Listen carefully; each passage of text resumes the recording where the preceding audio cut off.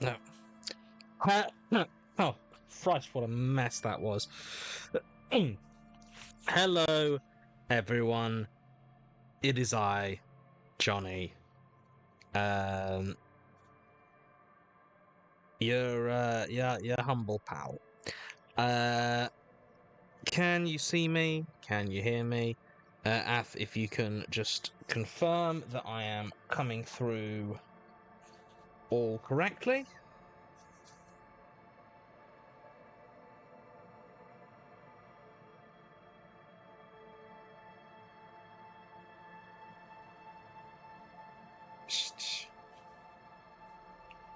Okay, brilliant. Everything is fine. So we are continuing our playthrough of Disco Elysium. We are doing some. There's a lady in the church on the beach that has discovered a 2 millimeter wide hole in the world, and we're retrieving some stuff from a doomed commercial area for her. And also, we found a corpse, which wasn't necessarily what you want. Well, after it's subscribed to Tier 1, they've been subscribed for 52 months. Oh, yeah. And, we shaved.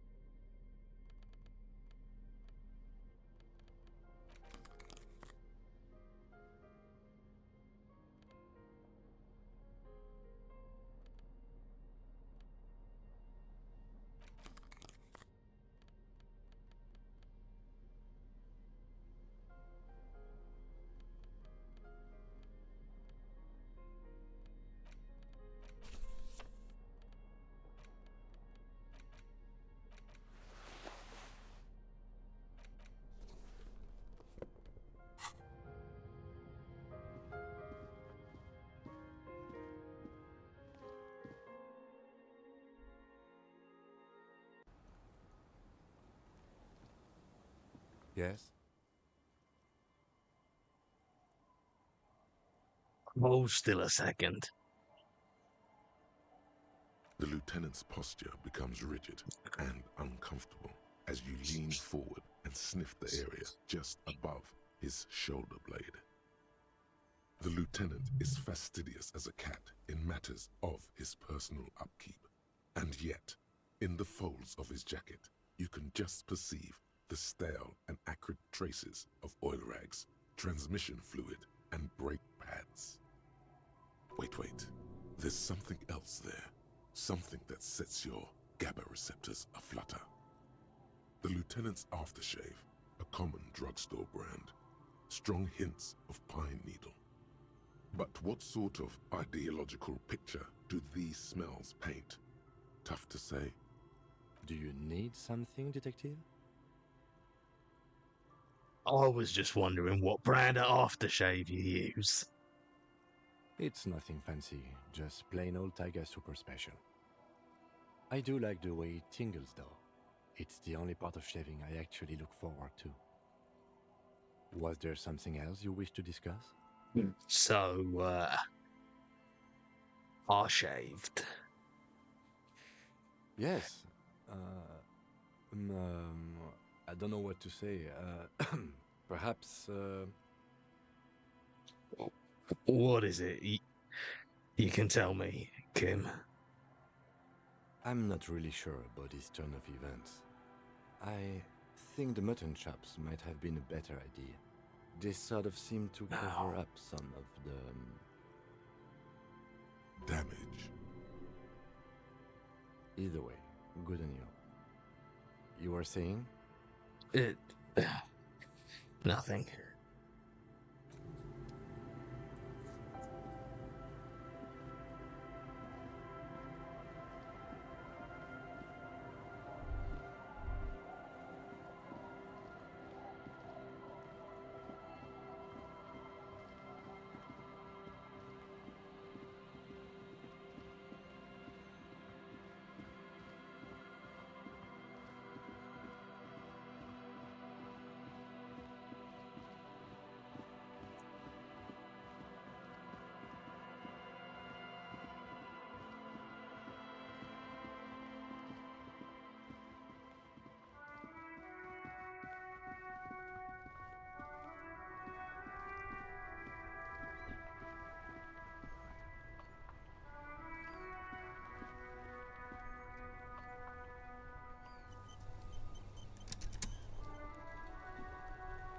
That's one brutal motor carriage.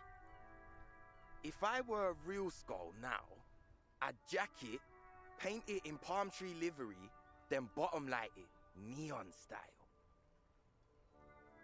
A snazzy shit-ripped skullmobile like this would make a fine trophy. We could, like, hang fucking shrunken heads from the side mirrors. Cops' heads. Scary tribal shit. Yeah, tribal shit. A cop carriage like this would have proper skull value. While I appreciate the interest you take in my brutal motor carriage, I have to stop you right there. The RCM takes threats directed at its property seriously. It's just theoretical work, Copper. No basis in reality.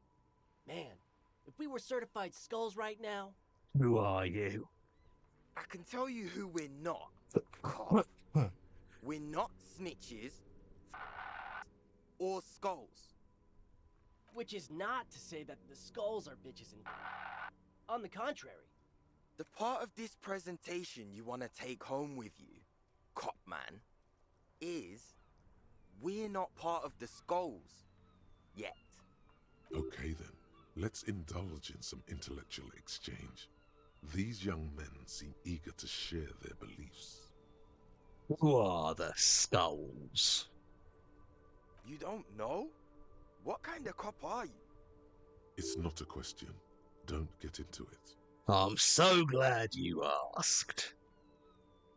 The question was rhetorical.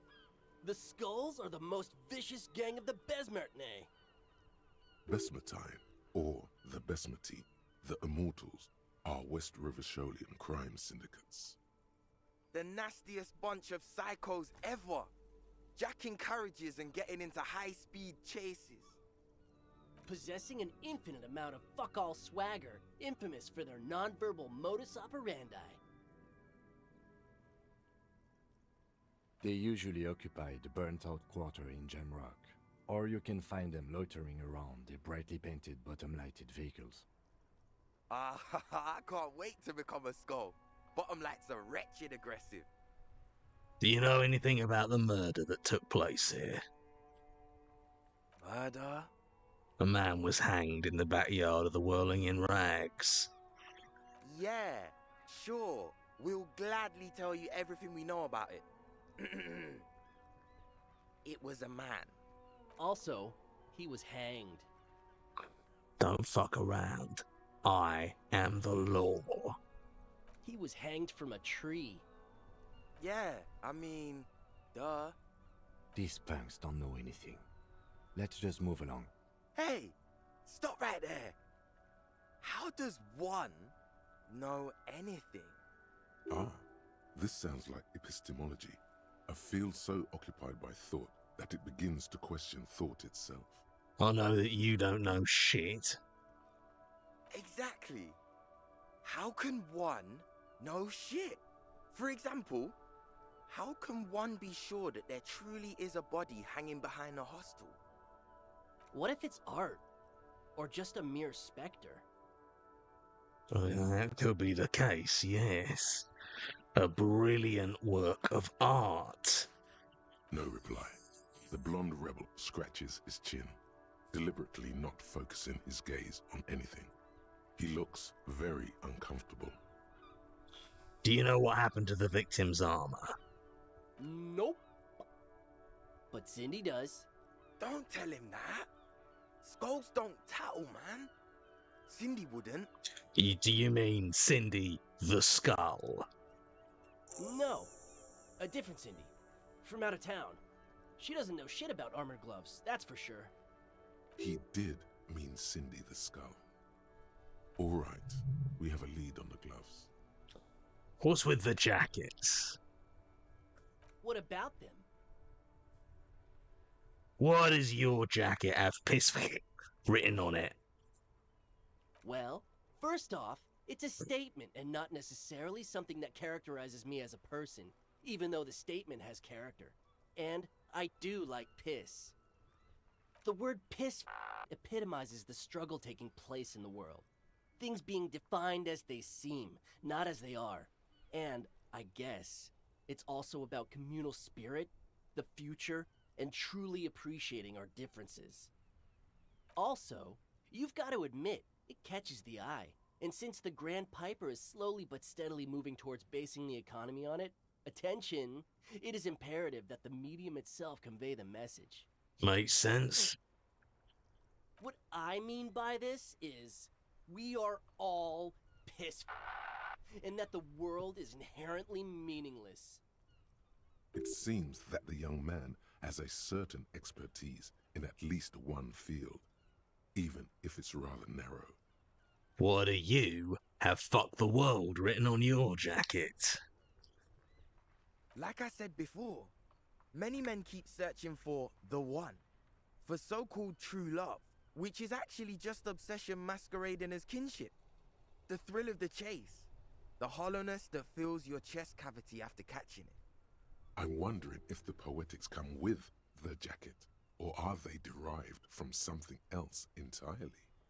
To catch a fish, you'll need to hurl the lure many times, and even then it isn't certain that you'll get anything. If you blow up the lake, though, Blow it up. you get more fish in a shorter time. And, for time is of the essence and fleeting ever so quickly, one must think of a way to fuck the whole world and not get caught up in fucking someone. Because when one fucks everything, he fucks nothing. And that, to me, feels glorious. Sticking your dick into the void. Hate to admit it, but in a weird way, he's got a point. Is it a coincidence that here we have two badass jackets and two badass cops? Hey, Jim, Yes? do you think it's a coincidence? What is? There are two of us, and two of these jackets. What are you implying? Which one would you wear? I'm not sure I understand you, detective. Are you more of a piss fat or a fuck the world kind of guy? Neither. Come on, Kim, it's just a mental exercise. Fine, if only to end this discussion. Theoretically, if I were a juvenile delinquent, if I were to already be down that path, I think piss is the stronger of the two statements. That works. I feel more like a fuck the world kind of guy. Seems about right, especially considering your heroic exit attempts. That's an origin story for a dynamic duo right there. So are we done here? Or you don't need us around for your secret whisper party, do you?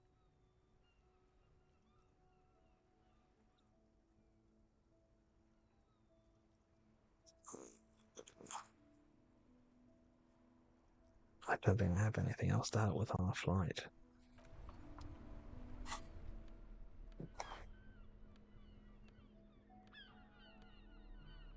Yes.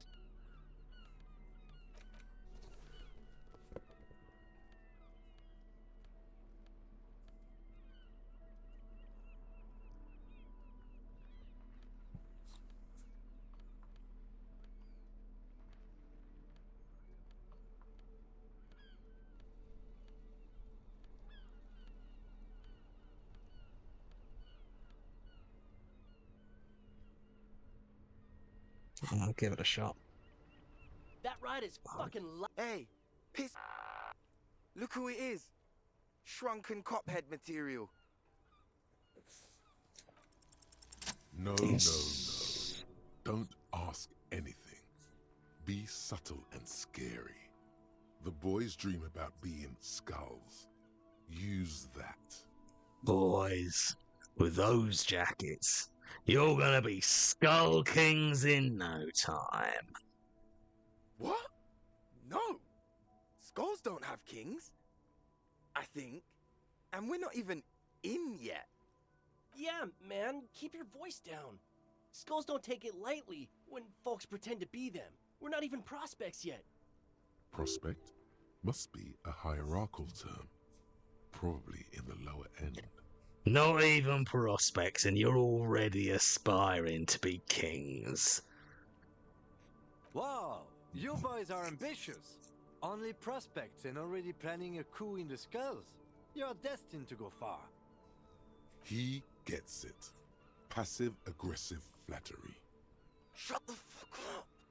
Are you trying to get us killed? Now bring it to the jackets and, yes, start shouting.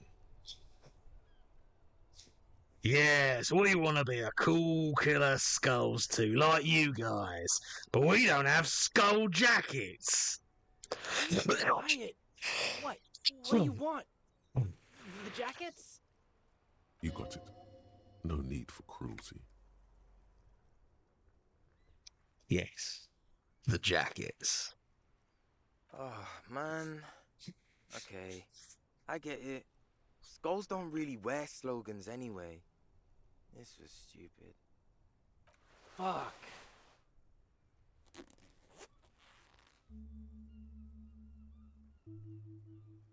The lieutenant watches the boys take their jackets off with mild amusement. Since you said you're more of a piss kind of guy, I'll take the other one. I'm absolutely okay with not having either one, thank you. Why not? They're a pair. We could really raise hell. Go undercover. Hard. This case doesn't require us to go undercover or raise hell. In fact, I don't think the jackets will be useful at all. I just wanted them to not have them anymore. Cold-hearted cop. Still, it's good to know we have a pair, in case the need arises. The need will not arise. The jackets are meant to complete each other. If a man was standing alone on a street corner with piss written on his back, it'd just be an individual that has taken a liking to urine. And fuck the world, all on its own, is, frankly, generic. I don't know, Eric. It's cold out. Yeah, let's get out of here. The cops fucked us.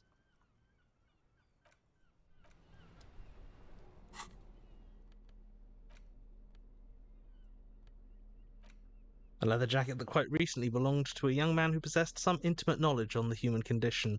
It has his nom de guerre written on the back. It's quite a statement. +1 drama, no fucks given. -1 authority. Wait, I'm a detective? +1 half-light, darkening world. -1 rhetoric, inelegant statement.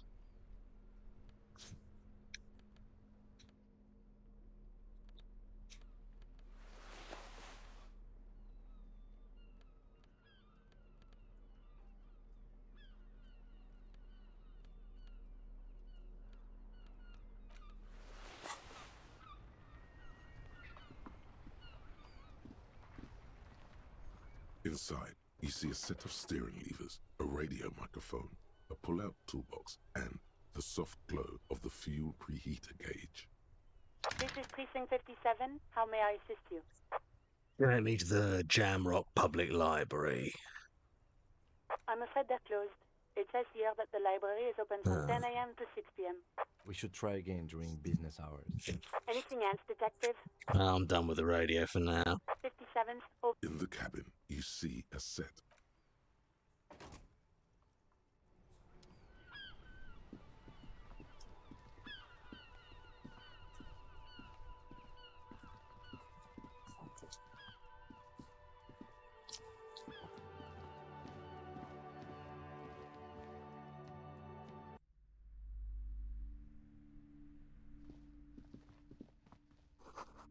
Gift books and molten candy. The display rack is brimming with worn paperbacks featuring an extremely muscular, sword-wielding barbarian on the cover. Nearly all the titles contain the word Hyundai somewhere. Storky, tell me about the Muscle Man books. Oh, Man from Hyundai. A very popular series of adventure novels. They're awfully immoral and violent books. Why are they so popular? Blood and violence, scantily clad women, epic narratives, all those mystical things he encounters. They're bound to grab those with little imagination and nothing to do. Sounds good. Which one should I start with? What does it matter? They're all the same. However, the customer is always right, they say. If you're a novice of the series, I'd recommend Hyundalaman, the man from Hyundal. It's supposed to be a good introduction to the series.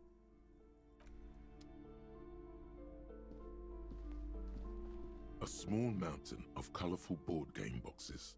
There are numerous types of games for all ages. A lot of shelf space seems to be taken up by Wirral-related merchandise. Storky, what board games do you have here? Wonderful board games, sir. The Viticulturist is a classic for sure, or perhaps you'd like Archipelagos of Insulinda, a very educational game for those interested in geography. Browbritter is a fun game of economic competition, but can get quite intense after a while.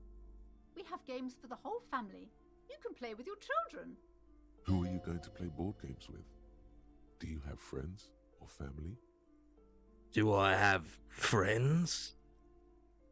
Are you actually friends? Or just colleagues thrown together by circumstance? I don't feel as if I have any kids. Friends are technically like family. For playing with friends, I'd recommend Suzerainty. It's a civilization building game where you build a civilization, then set off to brutally colonize and repress other civilizations. It'll cost 12 real. So, what about all these Wirral things? Lousy auras there. No, role-playing games are popular among those types. You know, who are into those kind of things. Personally, I don't like it. Not at all. I've heard they turn people into occult enthusiasts. That they have rituals where they try to summon entities. Highly immoral stuff. You can still buy them, though. An endless variety of source books, lore books, and codices litter the table. The topmost book is titled Welkin Compendium, 2nd edition. There's also a large hardbound tome with intricate cover art, The Hunters of Katawak, Boreal Creature Compendium, and a Pick-Your-Path adventure game book titled Tales of Wirral, Cavern of Velkrag. Books in a board game section? Who wants to read books? Anything that really catches my eye? There's a box that says Wirral, 3rd edition Mega Setting Supplements Module. The side panel notes, a fantastique adventure board game, new maps and miniatures. A sticker on it displays 25 real. That price is steep, but then it's the 3rd edition Mega Setting Supplement, so it makes sense. I want to buy the Suzerainty game. Wonderful choice, sir. A wholesome family game.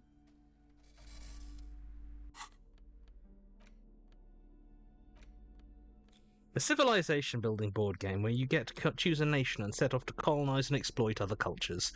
A star-shaped note on the box proclaims the game now includes a completely new genocide option.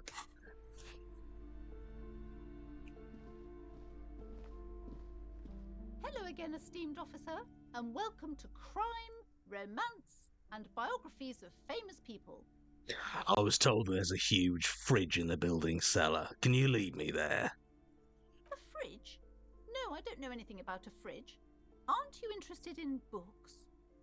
For whatever reason, she's lying to you about the fridge. Seems like you have to find your own way to the cellar. Farewell for now, book peddler.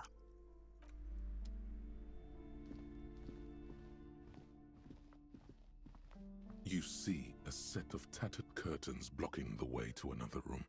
A strange cage-like trinket dangles from the curtains. Excuse me, officer. The back room is strictly for employees only. She's right. Those curtains give off some eerie vibes. Better not mess with it. What's so eerie about those curtains? Be wary of those mysterious ornaments from the Dark Isles. Dark Isles? What's going on? Do you realize what's out there? Upon the mist-shrouded islands of Ile de Fantôme in Seminine, eerie pygmies and wild shamans practicing unnatural mysticism. So, the remote viewers division is real. I am it. And I am up to the task. Wait. What? What's the hang-up?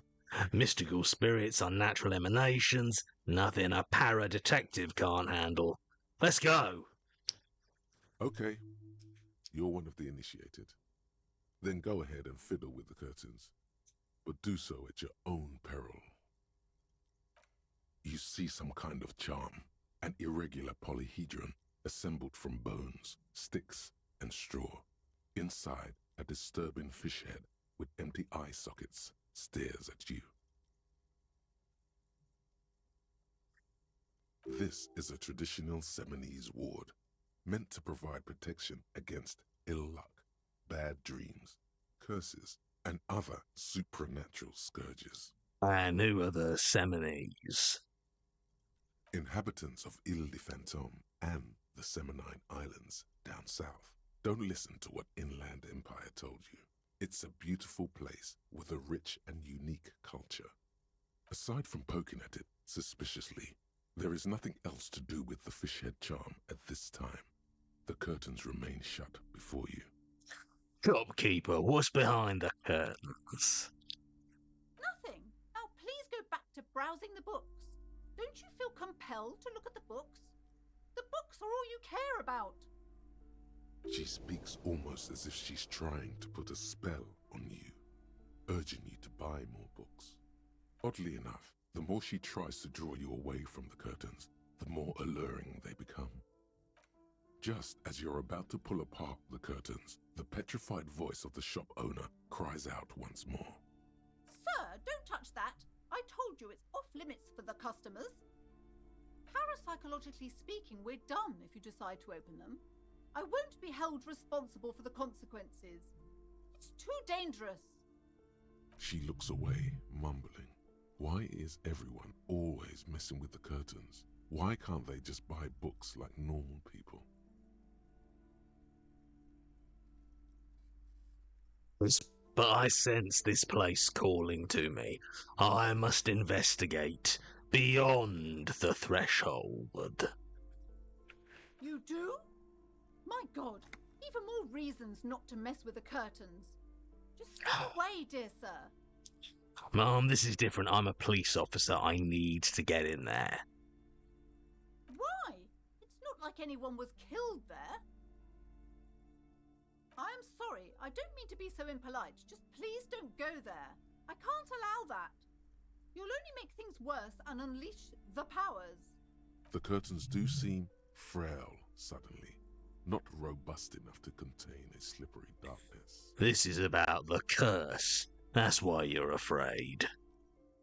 No, it's just a storeroom for the employees, I told you. Now please step away from the curtains. Alright, I'll think about it for a while. Thank you. Let's just talk about this first, all right? There's no reason for you to venture into the unknown. What are you, a coward? Think about the marvelous adventures waiting for us on the other side. Talking is always good. Go see what she has to say. Lies. Rip them open, we say. There is something mysterious about the curtains. Be careful. The curtains, tattered with age and covered in dust, hang before you, as if taunting you.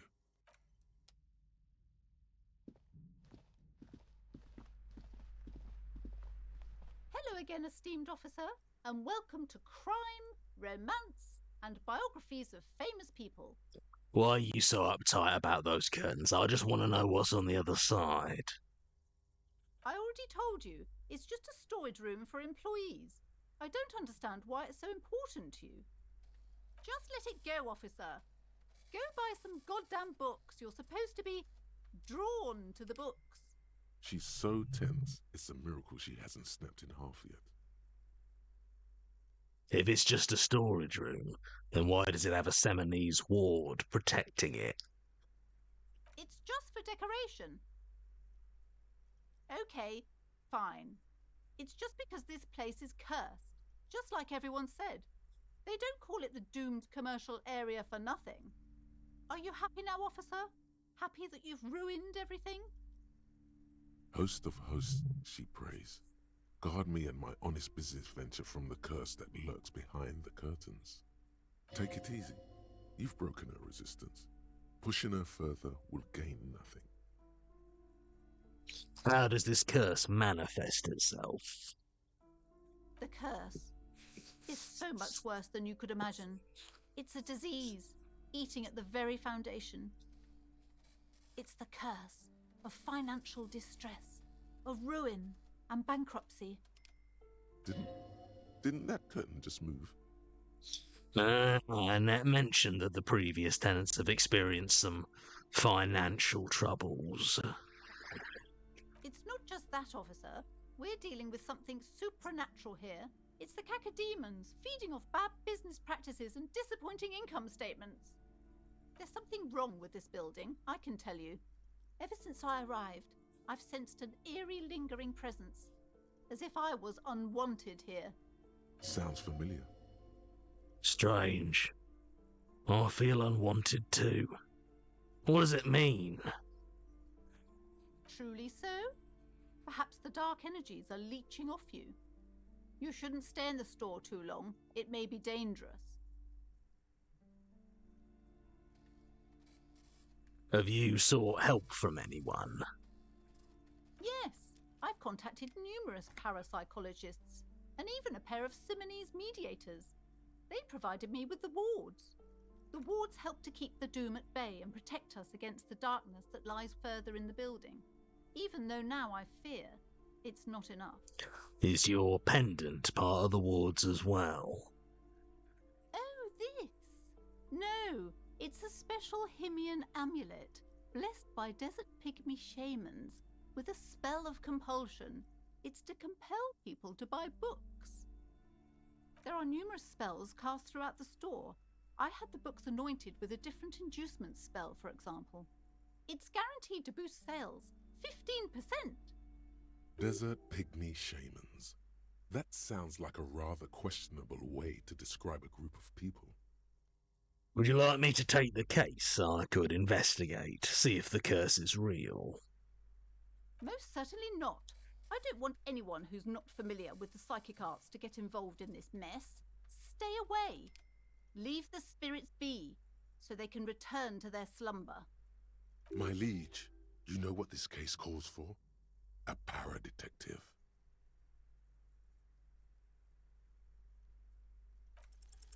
Slither up to her, you silver-tongued fiend. Show her what world-class perfidy looks like. Mum, I came here to help. I've handled paranatural situations before. Are you sure? Don't think I haven't seen charlatans before.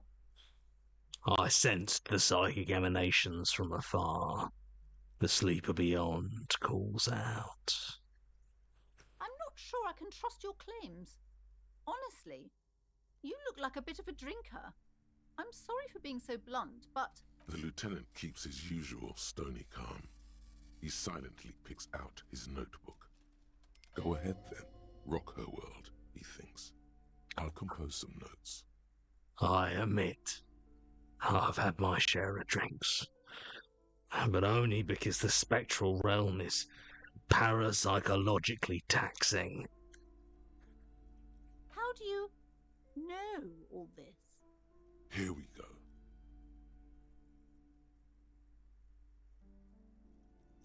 I used to live on the shadowy isles. The wild wise men taught me their rituals. Oh my! I should have known! You do have that wild man look. Our meeting couldn't have been mere chance. But I am not the only one at risk. I have to think of my daughter. You are certain you can help us? Keep us safe? I can't allow any collateral damage to hit us. Just ask my partner, Kim. He'll vouch for me. Oh, certainly so, ma'am. I can assure you my partner is eminent in this particular field. If you promise, good officer, then you might be our last hope. Do you swear it? On my honor. Thank you, sir. There's one more thing I haven't told you about yet. The entity. Do not act surprised. You know of these things, sire. Of course. The entity. For I have sensed its presence. You have? The entity takes the form of a woman, a witch probably. I've suspected that she must be connected to the curse ever since I first saw her. Did you know that she lives inside the chimney? Chimney. The passage between heaven and hell, of course. Yes, that chimney is part of the building's central furnace, and it's enormous.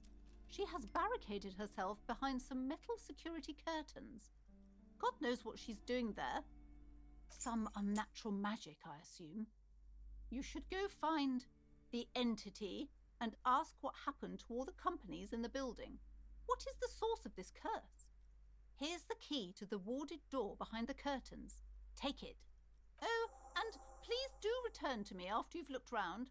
I'm quite anxious to know what she has to say about the curse. What you discover in there. Unbelievable darkness and ruin. What you discover? Probably just some office space. Don't be scared. Farewell for now, book peddler.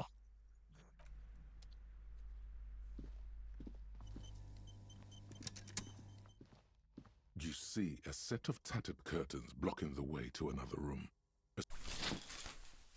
You see a dimly lit room full of dusty furniture and trash.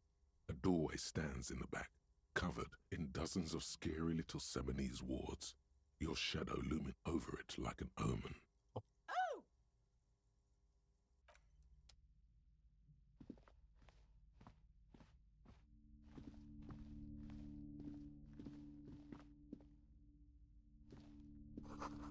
Ghostly silhouettes of hair dryers.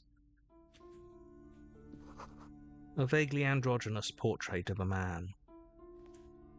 A heavy door with a missing handle stands before you, covered in dozens, if not hundreds, of Seminese trinkets and charms. It appears to be locked. Only an echo. No one is there. A hollowed-out, dark echo. After exerting some force, you manage to turn the key. It's eerily silent. The door slides slightly open, letting a draft of cold air into the room. You feel the tiny hairs on the back of your neck rise up, as if someone's standing right behind you. An uneasy knot forms in the pit of your stomach. Outside, the wind howls in from across the bay. The building at Rue de Saint-Ghislain stands like a matchbox on its side, with men inside like little wooden sticks ready to catch fire. A panicking woman squeezes the pendant around her neck until it leaves a mark inside her palm. A man, a few meters away, stands frozen with a key in his hand. Somewhere inside, a spider is spinning its web.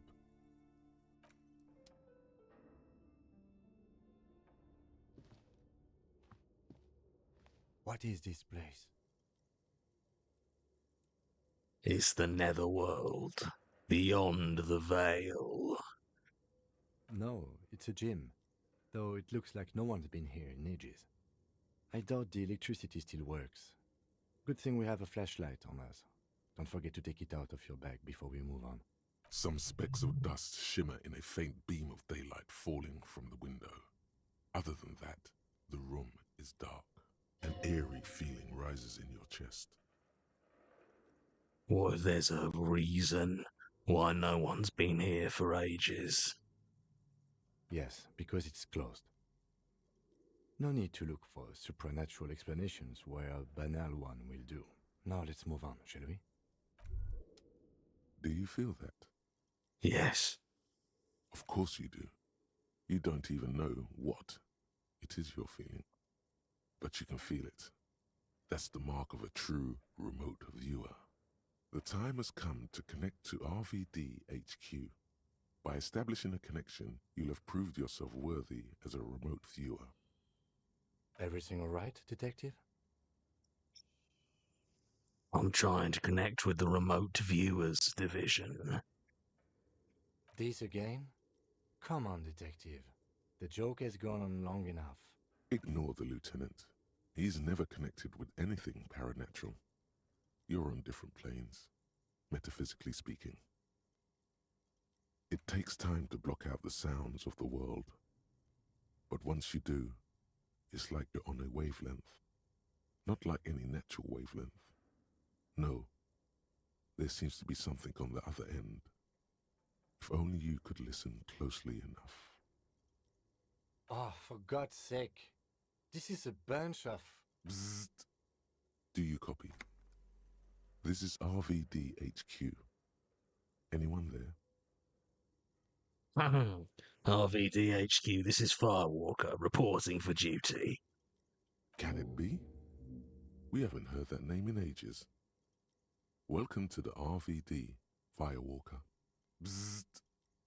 You are a special man, and definitely not imagining it.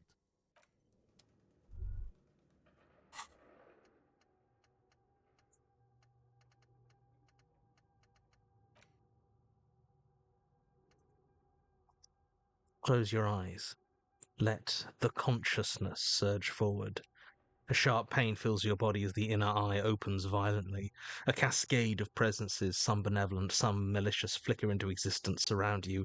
An ocean of souls, different minds, different languages. There are so many of them, and their thoughts are so loud. It's scary and hard to control, but rubbing your temples with your fingers seems to help a bit. Do that. Yes, good. Now you just need to concentrate really, really hard.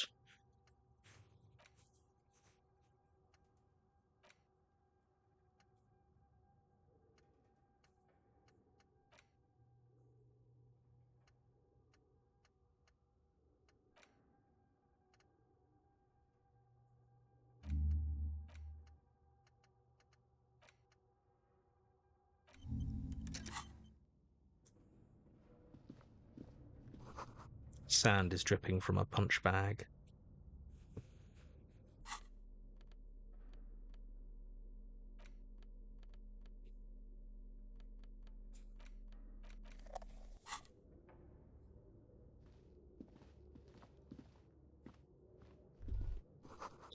Coda says, Citius Fortis. The rest is worn off.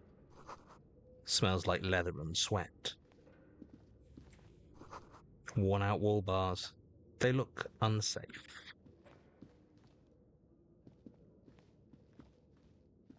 A barbell lies on the floor.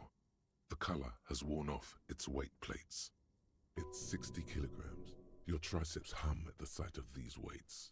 Show the world what kind of beast it's dealing with. Lift them. There are no collars on the barbell. This is a safety hazard. Why does it feel so familiar?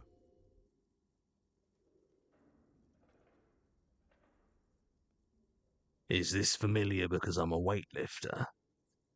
No, it's not that. It's the stale smell of rubber, the squeaky sound of sneakers, your bruised knee against the mat, and a whistle. Then the feeling is gone. It's just a memory from another life, when you were young and fit.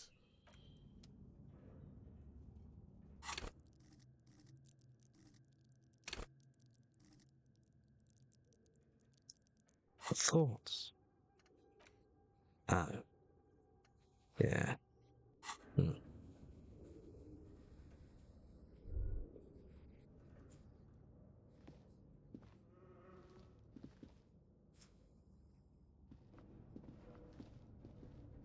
barbell waits patiently on the floor, like a dog for its master.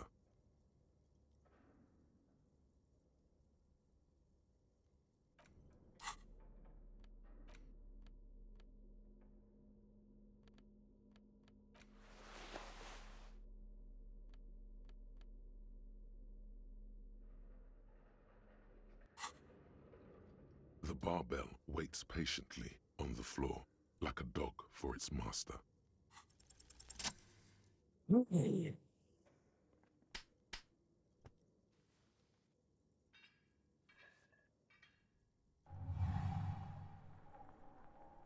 Conjuring up an inhuman amount of strength, you raise the barbell up in the air. Your biceps tremble, but you're a savage. This is a children's game.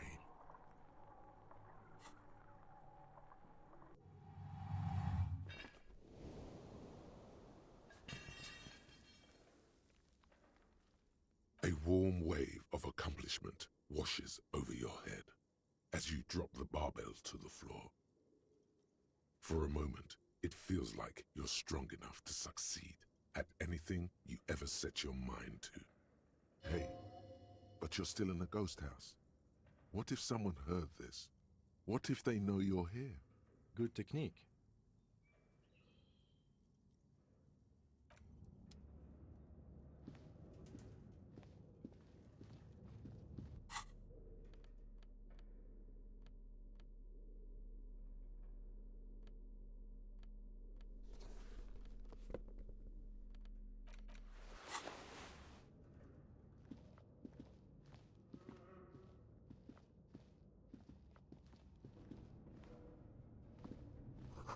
The hallway is blocked by old window panes and debris.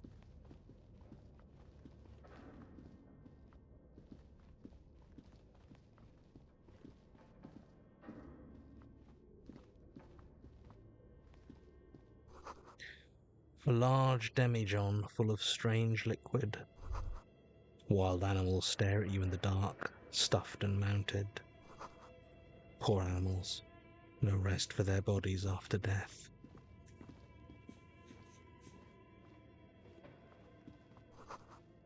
Airship rotors covered in spider webs. They remind you of blades. I've realised I've been just going through this and haven't checked the checked for Kofi's at all.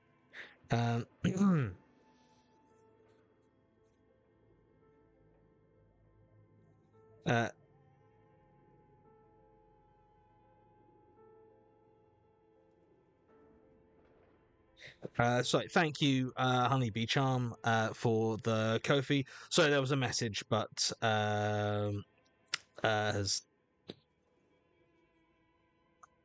but sent a follow-up message that renders it likely a moot. But thank you very much for the Kofi anyway. Kofi from E. Catching the stream live for the first time in a while. I found a D&D group which meets Fridays and we're having a week off. It means catching up with the streams on VOD, but it's the best experience I've had playing a long-running RPG campaign so far.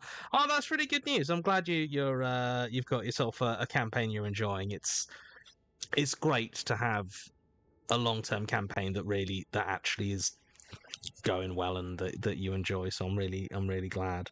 And a Kofi from Louis, love this game so much, almost as much as I love all the clowns that I have in my house because of my hyperfixation with your shows. Cheers.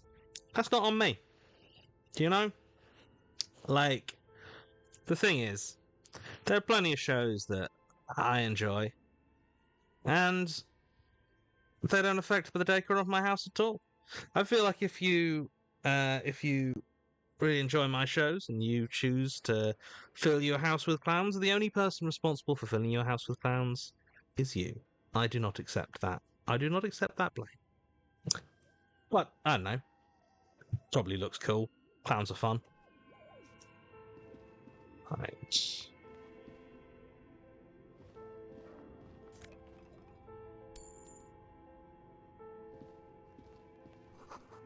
Blue velvet. Soft to the touch. Moth-bitten. A naked mannequin torso. A strange yellow colour. But where are the clothes it used to display? Your flashlight slides over an old green chalkboard covered in scribbles, sketches, and schemes like some ancient cave mural. Some of the writing has faded with age, but you can still make out sections here and there. Photos and drawings have been pinned to the board. These lithe, pointy-eared creatures appear to be different types of welkins. You make out autumnal candle welkins casting wax-based magic. Translucent welkins with organs shining under their skin, and even ether welkins hailing from the vast emptiness of sidereal space. Who are all those creatures?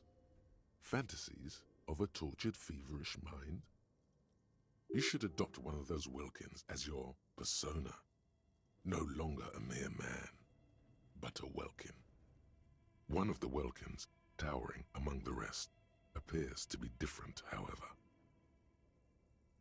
It's Vara Hamira, a high welkin, his face white and scarred like cracked marble. This is clearly a welkin supremacist. The note says, all non-welkin races will be purged. The Haldor, the Twarg, the humans, and even headless men, all of them, purged. Imagine a world filled only with welkin, green welkin, dread welkin, and the high welkin to rule them all. An inordinate amount of time has gone into drawing these little welkin creatures. Why would anyone spend so much time on this? Some people really like building a world, I think, even if it's just for a game. Who are these creatures? Who drew them? Are they real? I have so many questions. This looks like concept art for a project. It's not really real. One of them is a Welkin supremacist. Mm-hmm. Political commentary. That one has a great beard, too. Well, this has been educational. Let's move on from the Welkins. Just look at those details. So much effort. And for what? All gone. The photo collage depicts barren, icy landscapes wrapped in perpetual night. You see permafrost and glacial landforms, dead trees grown in under the snow. Entire oceans have been frozen from shore to shore. There are pictures of settlements on dried-up riverbeds, abandoned in a storm. Animal corpses in the dark, carcasses and bones. You see primitive oil rigs built into glaciers, boreal dvorg, yurts under the snow, great mammoth-like beasts of burden.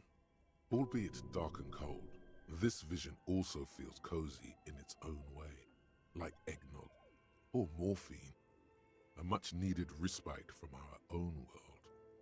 A pinned postcard reads, "The heat death scenario, a desperate fight for geothermal energy engulfs the world as Wirral becomes untethered from its sun, drifting through the universe." This is a monthly calendar from the year 50. Cryptic words like sprint, daily minimi, and GPI span the marker-drawn grid, the grand scheme of production and money. It looks a bit like an academic calendar, only much more brutal. Everyone is constantly teetering on the edge of the abyss, an abyss of production. These squares look orderly, but beneath them is chaos, worry, pain. Minimi stands for a mini-meeting. It's part of a bigger framework for managing work called RUN. Station 41 tried to implement it a few years ago, but failed. Reading. What happened? As time goes on, the numbers in the boxes grow rarer and rarer. The board becomes an empty snowfield in the final days. Only failure and regret dwell in this region. Looks like they didn't make it. A note in the bottom left corner of the chalkboard says, "See the prod schedule filament for details." The handwriting is only partly legible, but you can still make out 3 slogans: "Call in, tune out," "Wirral untethered," and "Heat death of the universe." The full text reads, "Heat death of the universe is the new black." Another note says, the biggest advancement in role-playing systems since the 30s. Outside, a cold wind wraps the building in its bosom. Snowflakes in the wind. An old woman passes what the locals call the doomed commercial area. She tries hard not to look at the bookstore windows. It's unwise.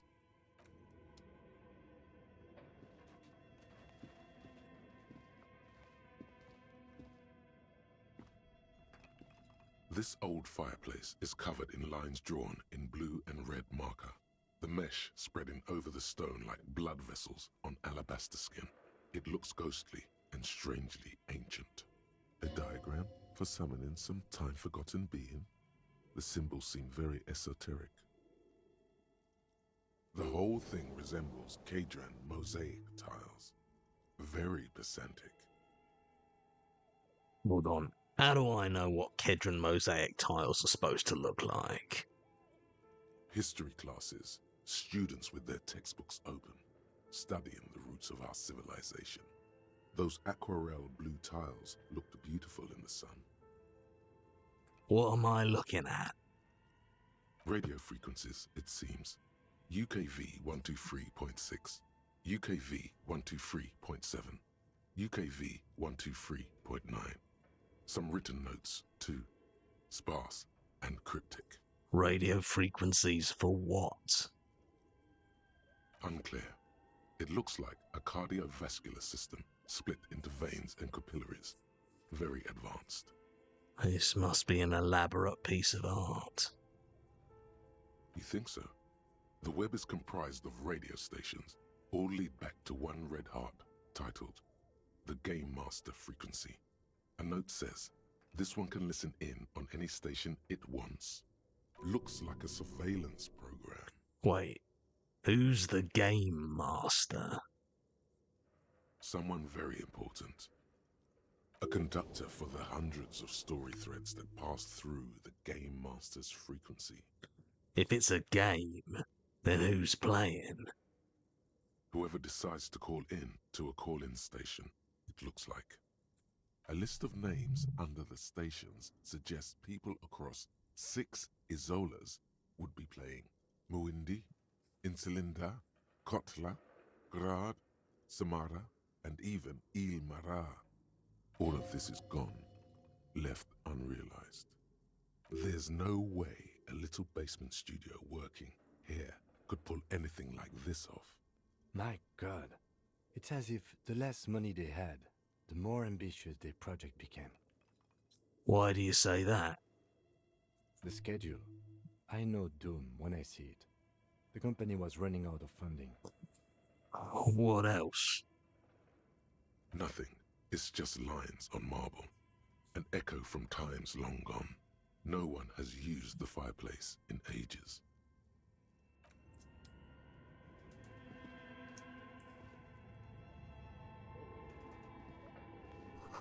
Scribbled across a notebook. Developers of the most advanced RPG in the universe.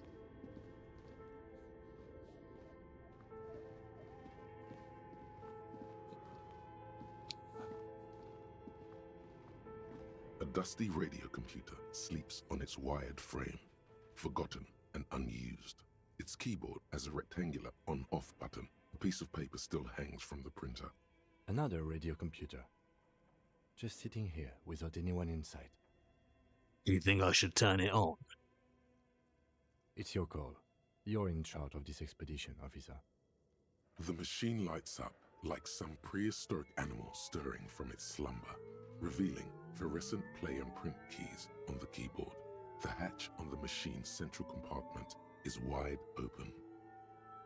It's empty like a beehive without its brood. Some cables have been left dangling, disconnected.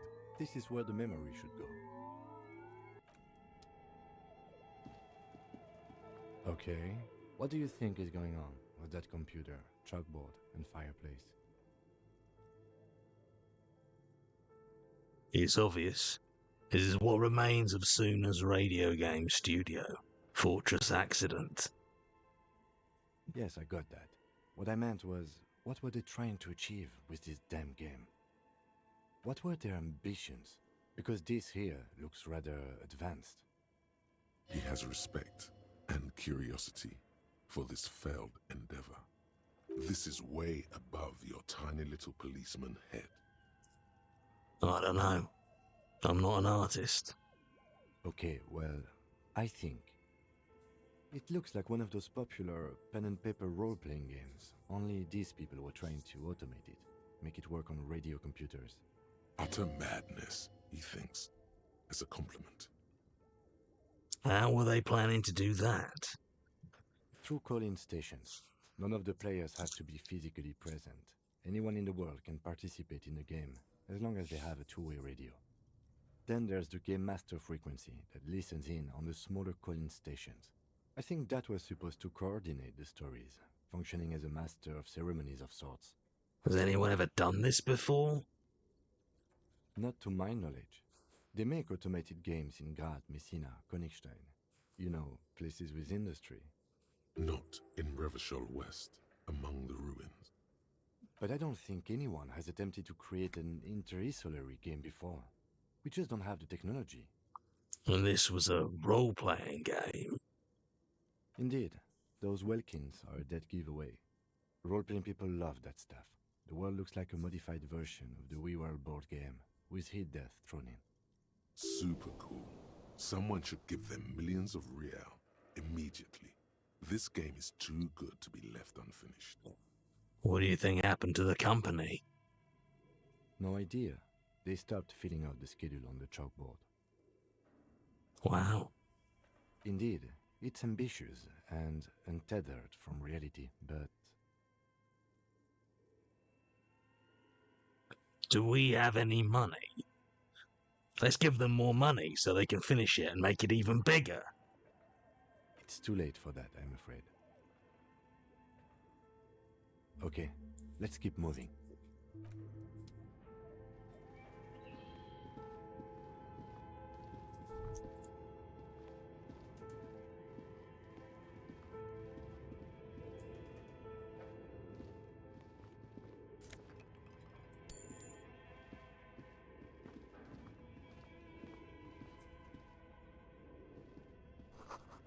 Skis with Slipstream painted on the laminated top layer.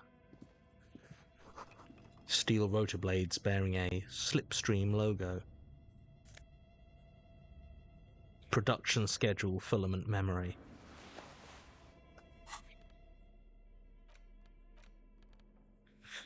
The cube-like crisscross of filaments feels oddly fragile in your hands, its intricate structure covered in dust. Silver tape on the side reads, production schedule. Note, this... Oh, goodness, I do apologise. Note, this filament contains information that can be read using a radio computer.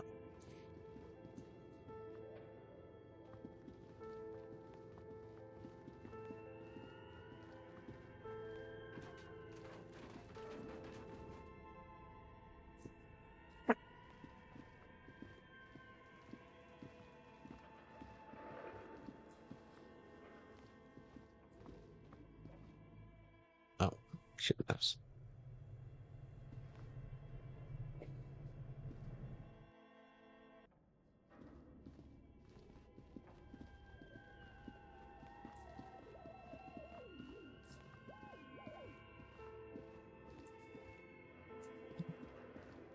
An iron safety curtain curves before your eyes, folded like a bellows. It covers half the room, blocking the way into a colossal industrial chimney. This must be where the entity lives. What an odd thing to do. Nothing happens. Still nothing. No one's home. Those curtains prove to be surprisingly sturdy. Your fist hurts now. If this is really an entrance to the chimney, then there must be a furnace somewhere as well. Maybe there's another way to get in. Can you please try to refrain from attacking random things? This is not random, this is significant. I want to see what's on the other side. Why do you think there's something on the other side, necessarily? In any case, there's no way we can get in right now. Let's investigate further.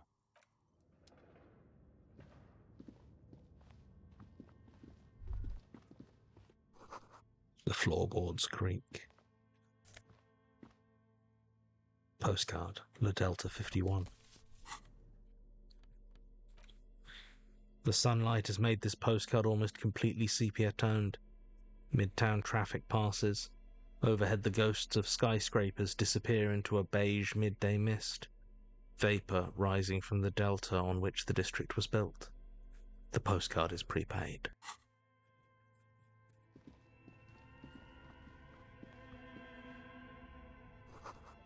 Shoes in a puddle of melting snow.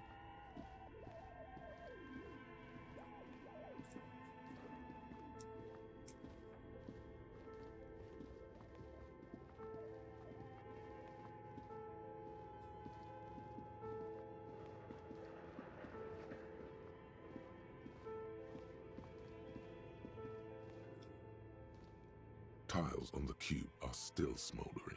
Casting the frame like a smooth draw, the filament slides into place. On the keyboard, the play key starts blinking. The speaker comes to life. Static seeps through the machine's planar magnetic driver. An old lady greets you. Her voice sounds 100 years old. Good morning. Fortress accident en rue de Saint-Ghislaine. This is East Insulindian Repeater Station 1. Please repeat. Is this the production schedule? Yvonne, it's me again. How are you? Good, thank you. Please repeat. Is this the production schedule? Let's try the password for the production schedule. Good. Please repeat the password. Afterlife. Death. Good. I've unlocked the production schedule. After ending the call, please press print to access the filament. Really? She just used the same password? Maybe those radio computer guys aren't that paranoid after all. Fortress accident. Is there anything else I can do for you today? That's all for now. Thank you, and goodbye. Tiles on the cube are still smoldering, casting the framework in a soft glow. With a quiet determination, the printer starts printing, a piece of paper unfolding like a handheld fan. A black crisscross of letters covers its surface. It's a project report written by the lead producer, Andrew Andy Schott, about Whirl Untethered, a radio game developed by Studio Fortress Accident. The first few pages give an overview of the capital and workforce, while the rest of it seems to be a production schedule. Read about capital. I want to know about money.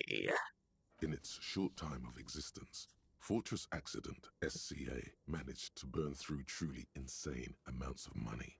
The first tranche of seed financing brought in 150,000 Riyal, but then came the delays. Eventually, the damage reached 400,000 Riyal, with only half of the game finished. Gosh, where do they get all this money? Let's just say it was a real adventure for their Igaunian investor. Who worked here? How long? Fortress Accident employed 18 people, the bulk of the team composed of writers and concept artists. There were also radio programmers, sound engineers, a CEO, 2 marketing experts, and a single overburdened producer who developed a habit of popping Pyrrolidon in the basement to escape his obligations. Why did Fortress Accident have so many concept artists? Wait, why did a radio game need so many artists? It didn't. It didn't need so many concept artists. No, definitely not.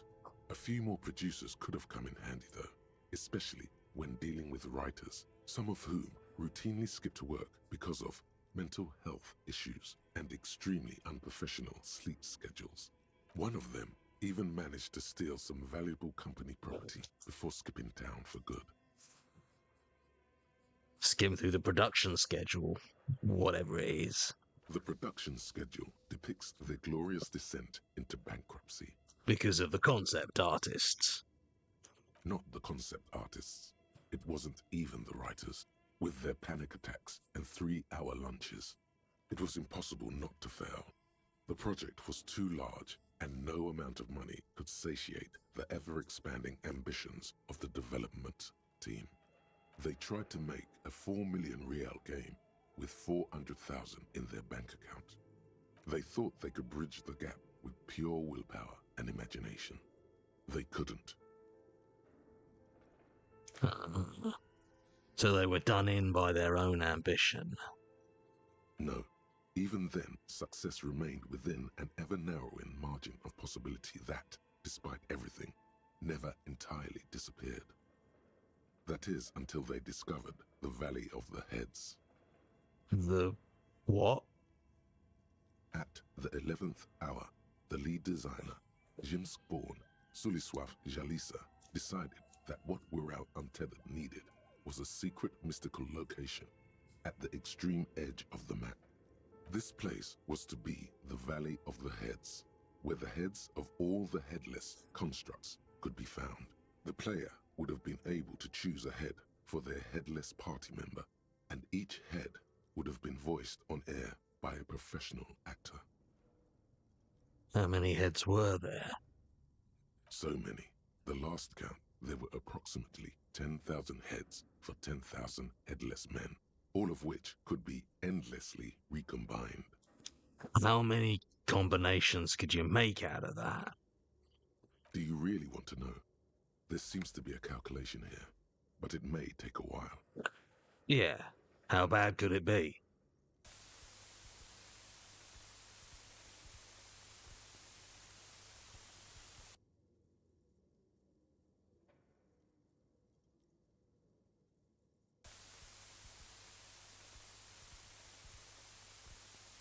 Uh-oh.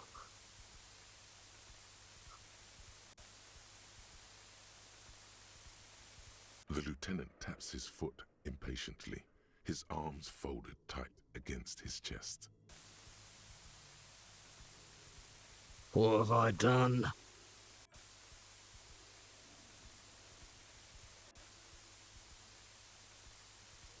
What if you broke the radio computer?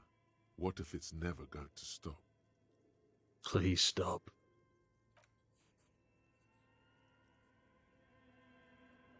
And that's it. Okay, so that's what did them in. Well, yeah, that and the catastrophic data loss. This must be the anomaly sooner mentioned in the church log. On the nature of the data loss, there's ominously little information in the production log. It comes at the very end, where things get fuzzy and dark, where tables and numbers seem to vanish into an eerie nothingness, before the Igaunian investors pulled the plug. What is clear is that one day, an unidentified numeric anomaly occurred on the East Insulindian Lintel front, just as the Wirral Untethered project was being compiled that day. And the anomaly caused all the data to get lost in the air. When the project was returned, it was completely blank. The team spent weeks on the phone with Lintel, the service provider, but despite their diagnostics, they could never produce a satisfactory explanation or pay for the loss. What, they lost the whole game and wouldn't even pay for it? Always read the terms of service. And let's face it, they didn't have any money left for a legal action. Wasn't there a copy of the game, a backup? Mysteriously enough, it seems that the off-site copy happened to be on-site when the catastrophic data loss occurred. It was the lead programmer's responsibility to oversee weekly maintenance of the off-site copy and, well, keep it off-site. An explanatory note from the lead programmer has been attached. What does it say? S. Lukanen Kilda, the lead programmer of Fortress Accident. The off-site copy was on-site because there was no off-site anymore. Not for me, not after 8 months of crunch. I didn't have a home anymore, so I started keeping it in the basement in the ice bear refrigerator near where I went to sleep. It was perfectly safe there. The temperature conditions were optimal. Sounds like a perfectly reasonable explanation. That's not what her colleagues thought. Is there anything else from the lead programmer? The production schedule ends with a few random notes that seem to be added sometime later. 4 months later, by an unknown author. I am the only one left, and it's gotten rather damp here. A few other businesses have gone under, too. Slipstream switched to making skis, and the hairdressers just left, cursing Martinez. They're right, though. Something's seriously wrong with this place. Martinez, all of it. Still haven't got an answer from Lintel about what happened. All I could get were the physical coordinates of the error on the East Insulindian front on that day. Since the computation happened on air, I reckoned it had to coincide with an actually existing location. I have compared the coordinates to a map of Revachol West. Turns out it's only 800 meters from here. The address is Saint-Brun 1147. I am going there to look this thing in the eye. Saint-Brun 1147? That's what the street sign next to the church said. Tiles on the cube are still smoldering, casting the framework in a soft glow. Fluorescent play and print keys shine on the keyboard.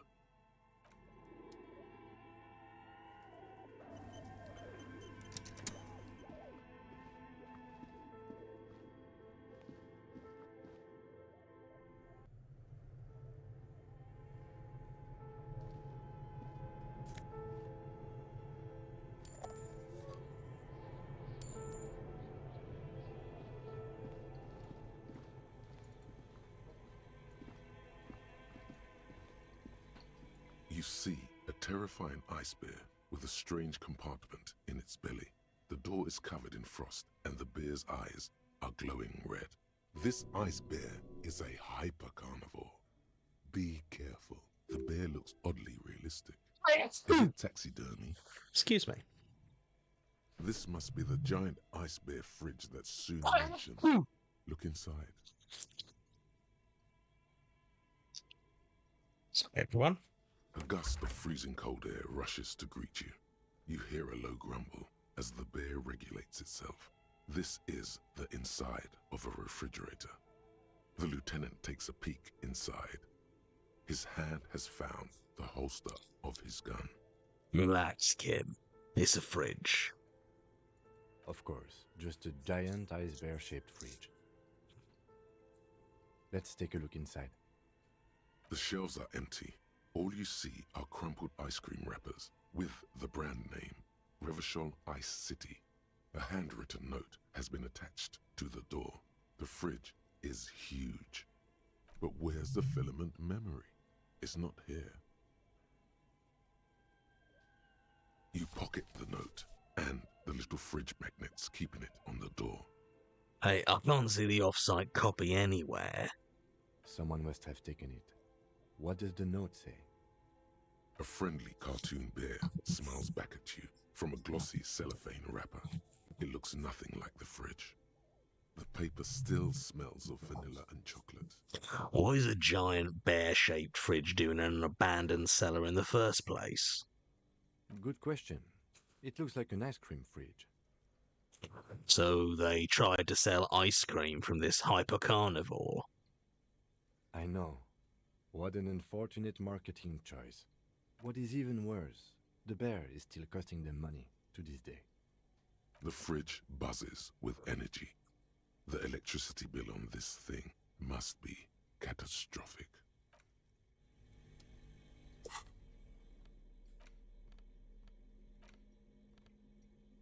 Handwritten note you found from the giant ice bear fridge. It still bears some marks from the fruit-shaped kitchen magnets that we used to secure it to the refrigerator door. The note is written with a blue pencil on a piece of lined office paper. The kitchen magnets have left spots on its surface. Does it say anything interesting? This is tangential at best, but the lieutenant's detective instinct is still active. Someone has scribbled, S. I can't believe the off-site copy is still here. The illiterate ginger kid keeps stealing stuff from the studio, so I had to hide it somewhere safe. You'll find the filament memory with the off-site copy in the frozen ice cream maker. Please take it home, ASAP. It's important. I'd do it myself, if I lived in a civilized place with a freezer. Take care, silly swaff. Someone has moved the filament. But who? Sulislav. Wasn't he one of Miss Lukanen's Kilda's co-workers? I remember coming across this name when we were reading her personal log. Who's the illiterate ginger kid? Really? You don't have a single guess? You mean Kuno? Oh, I'm sure that child would love to get his hands on a filament memory. Even if he doesn't know what to do with it, he'd probably try to pawn it for speed, based on our encounter. Do you have any idea where the frozen ice cream maker could be? I don't know. I assume it's somewhere close to the ice bear fridge.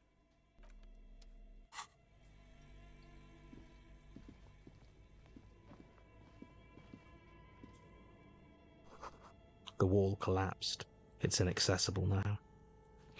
A thick layer of coal dust covers the furnace, coloring it pitch black.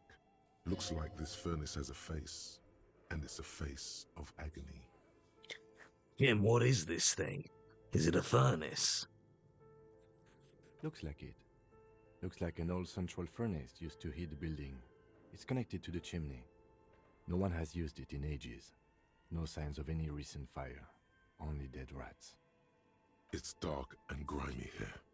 In the darkness you can hear chatter. It's coming from above. A voice, or several voices, talking to each other. Near the smoke chamber, upstairs, the echo is so prominent, it's impossible to discern what the voices are saying, or what's producing them. What are you doing? I'm not sure, Kim, but I think I can hear someone talking upstairs. Wait, really? Maybe it's coming from behind those safety curtains we saw upstairs. Those voices I heard.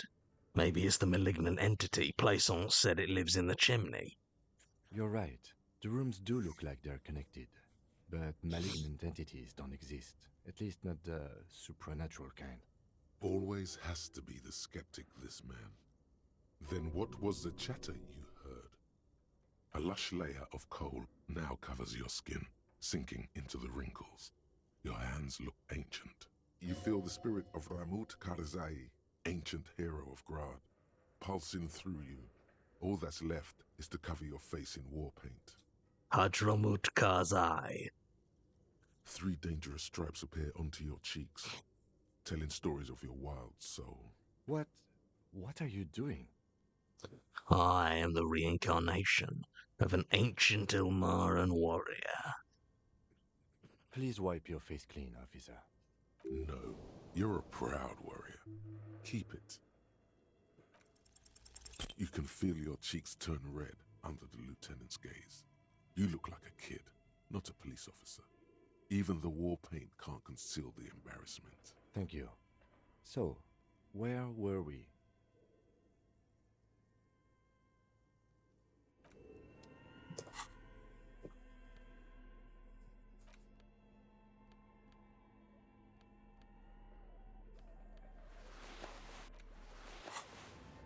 A thick layer of coal dust covers the furnace, coloring it pitch black. Something breaks loose in you. A mighty bellow echoes throughout the chimney's depths. The chatter of tiny voices above suddenly cease. Then, Hello? you've awakened the entity. And it's a woman. Of course. The malicious entities are always women. This is the Remote Viewers Division. Identify yourself. Hello? Did you say anything? I can't hear you. Please come upstairs. There's a safety curtain on the 2nd floor. I'll open it. You hear a low rumble upstairs. The sound of a curtain being pulled aside. After you, officer.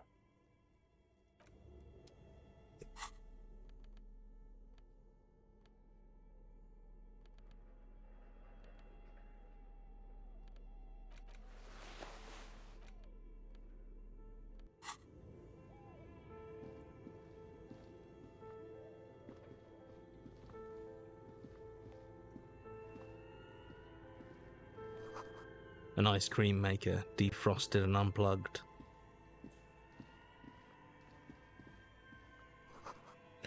flashlight casts a strange shadow. There's a hidden doorway here.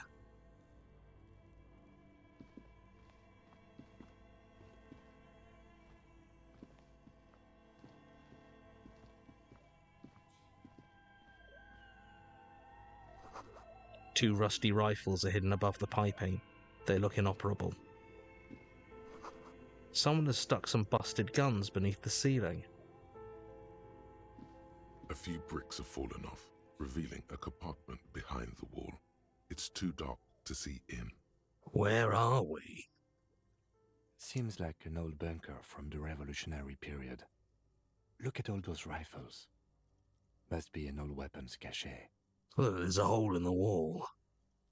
There is, yes. And there also appears to be something inside the hole. Interesting. Do you want to take a look?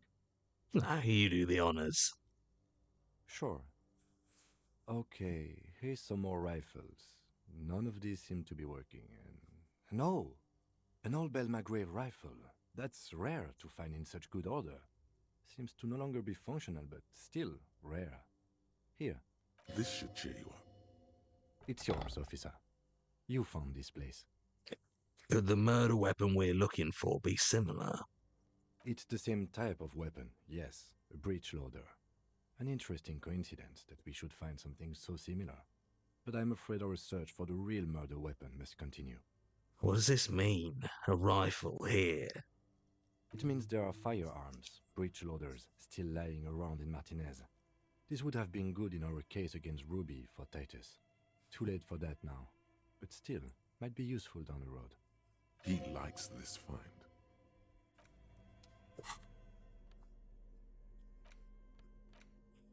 A broken Belmagrave from ages past. It's a 4-shot bolt-action military rifle with a wooden frame.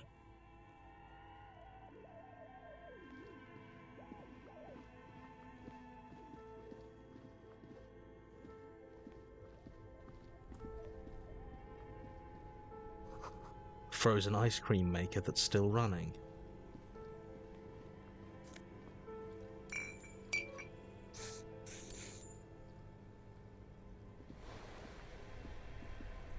Two cables are plugged into the breaker box. The red one leads to the ice bear fridge, and the black one to the ice cream maker nearby. Something close to you dies with a soft electric purr. Why did you do that? It's black. It's not like it's the red one. The lieutenant raises his brows, but doesn't say anything. The electric distribution board now has one cable missing. Somewhere, a machine hums along with the current, happy and contented. This orange machine is buzzing like an old submarine. It has a hand-cranked ice cream churner on top and an electric freezer that appears to be frozen shut. You slip your fingers under the frozen lid, but the ice is too cold for you to get a good grip. Didn't Sona give you a perfect tool for this kind of job? The Kvalsund. You should take it out. Equip the multi-tool by... Just thank you, tutorial agent.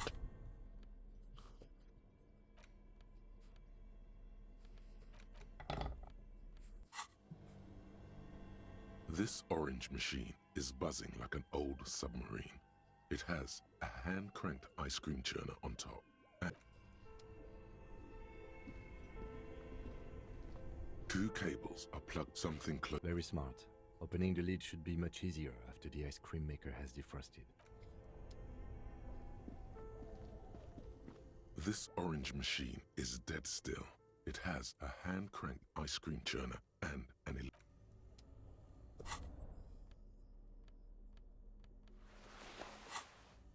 This orange machine is dead still. It has a hand-cranked ice cream churner and ice squeaks beneath your Kvalsund multi-tool, and it's already unplugged. There's not much else to do other than wait for it to defrost or bulk up and get stronger.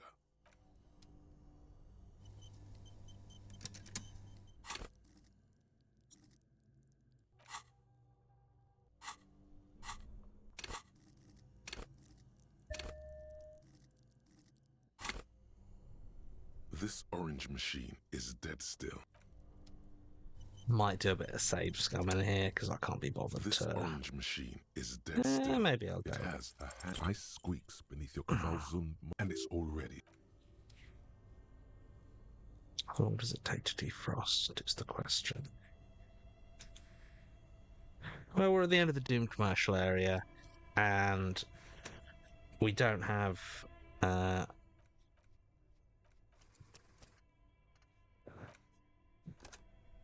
And I don't think we're doing much else this stream because we're almost out of time. So you know what? This orange machine is dead still. Ice squeaks beneath your Kavalzund, and it's already on. Not too proud to save scum here. This orange machine is dead still. Ice squeaks, and it's already unplugged. This isn't one that, like, there's anything interesting to failure. It's just you need to succeed eventually. This orange machine is dead. Ice squeaks, and Come it's on, already. mate. Still, at least it's not in the middle of. I feel like you This can kind of orange tell that machine they don't is mind dead. your save scum in this one because they Ice haven't squeaks, put and it's any already sort of work. They haven't put any sort of like lead up This to it, so you orange can just machine do is it very dead still. quickly. Ice squeaks, Come and it's on. already.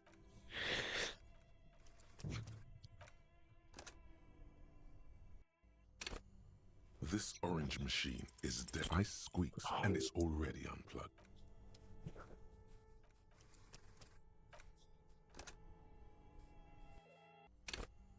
This orange machine is dead. Ice Oh, squeaks, are and you it's already. joking?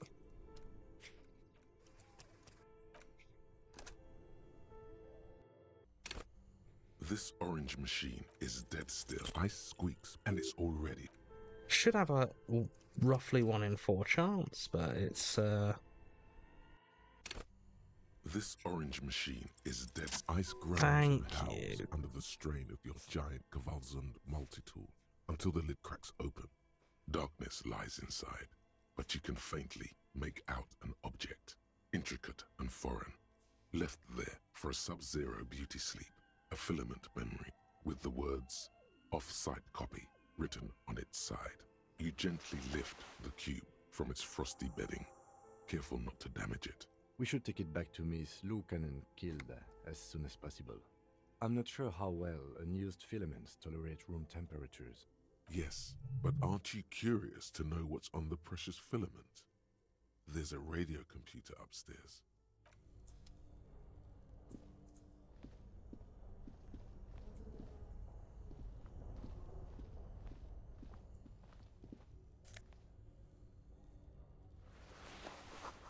intercom wires running into the breaker box. Insane mesh tank top. +1 drama. Clinically insane. Where did you even get that one? No, really, who put it in that drawer? No further comment. Wear it at your own risk.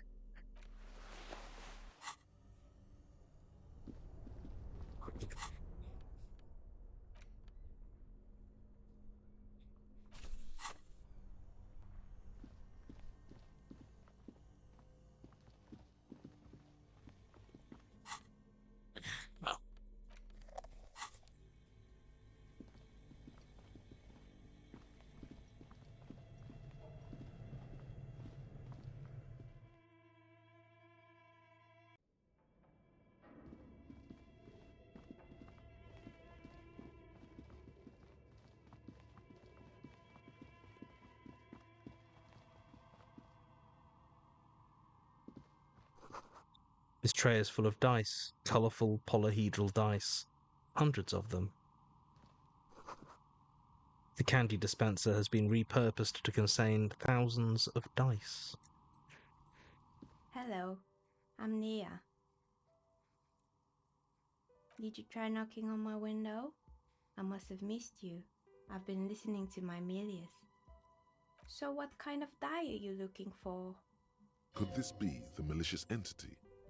Perhaps it's wise to go along with this masquerade for now. She's got a direct view to the backyard. You should interrogate her about the lynching.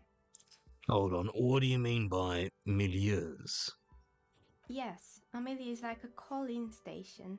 You need a two-way radio to access one. That's why I have these. Mostly, they just teach you to swear in different languages. But some of the stations can be quite interesting. I was so absorbed, I must have missed you knocking. Why are you asking me about dice? I'm a novelty dice maker. Tell me the name of your role-playing system and I'll make the die you need. That's why you're here, yes? Role-playing games? You know the one made by Fortress Accident. Does that count?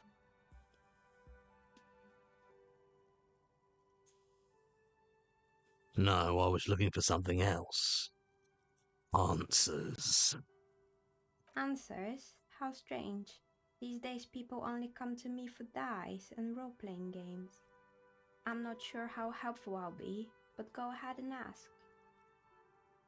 It almost looks as if the stones and dice are a natural part of the room, growing out of the shelves like stalagmites. This person means you, or no one else, absolutely no harm. She will answer freely and honestly. No falsehoods are present.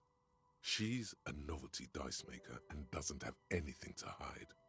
Ask what you need. What do you know about the man who was lynched behind the whirling in rags? Nothing really. I didn't know him. Who cares about the dead body? We might be dealing with a malignant entity here. The lieutenant looks at his notebook, then the woman under the large window. Your window looks directly onto the courtyard. You're saying you didn't see or hear anything unusual last Sunday evening? I'm sorry, detective, but as you know, I usually have my headphones on when I'm working. It shuts out most of the daily ruckus behind my window. What do you mean by the daily ruckus? Well, there's always something going on in the Whirling's backyard. During daytime, there are usually those kids. And lately, I've been seeing a lot of drunk workers hanging about. Must be because of the strike. She's heard of the murder, but did not see it, sire. She's not sorry to disappoint you. Informing on someone in a murder investigation would intrude upon her focused existence. But I never saw anyone during that fateful Sunday night, I'm afraid. And you never took your eyes off the work to look out the window? I might have, but in this case, all I would have seen is my own reflection staring back from the darkness.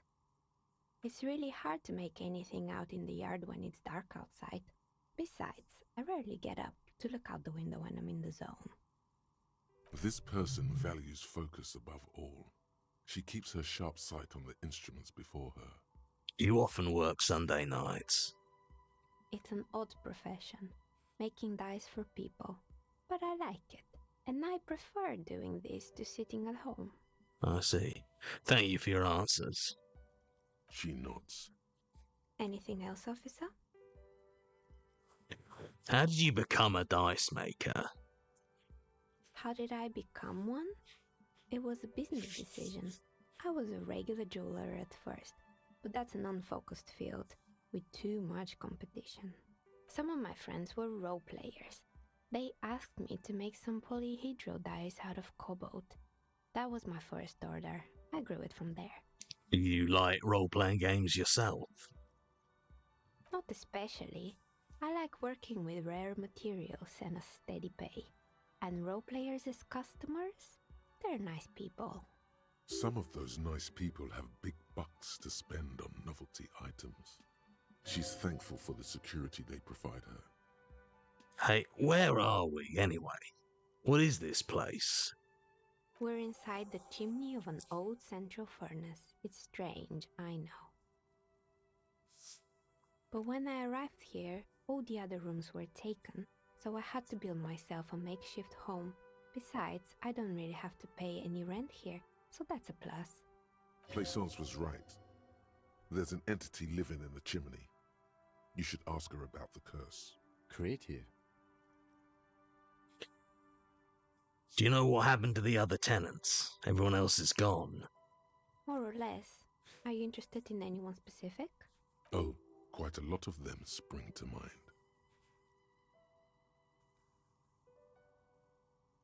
There used to be a hair salon here, right? Yes, I think it was called Androgynous Orlando or something similar. They weren't a big hit around here. Turns out that working class men don't like genderless haircuts. They're scared of that word. A bit of experimenting every now and then isn't bad. It's not about the haircut, it's about the confidence.